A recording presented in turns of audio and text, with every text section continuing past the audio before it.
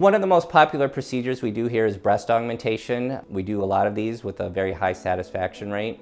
When patients come in for breast augmentation, I try to explain to them what they need to know about it before they make a decision. I think there's 5 things that we have to decide before we do any breast augmentation.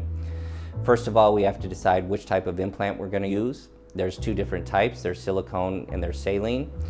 There's also 2 different textures of the implants. They're smooth and they're textured. For most of my augmentation patients, I usually recommend silicone. Silicone and saline, they both have their advantages and disadvantages, but I feel the silicone is far superior in terms of looking and feeling more natural, which is what most of my patients want. I would say the advantage of the saline is it's a little bit cheaper if that meets somebody's price range. I generally have a tendency to use the smooth implants. I think those do better with the cosmetic patients.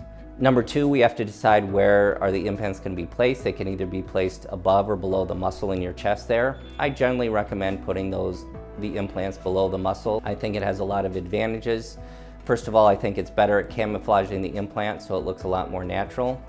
In addition, it's going to be safer for mammograms in the future, and it's usually better in terms of having less problems with scar tissue in the future.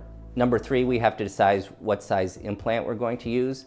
And what I explain to everybody is your breasts have certain dimensions. They're so wide and they're so tall, and an implant is so wide and so tall. And in order for this to look good, those 2 have to match up very well. I don't think there's one perfect size, but I think there is a range that is going to be safe and look natural. If somebody's breast is so wide and they put an implant this big in, that's not going to look very good. Vice versa, if somebody is this wide and their implant is this wide, that's not going to look very good either.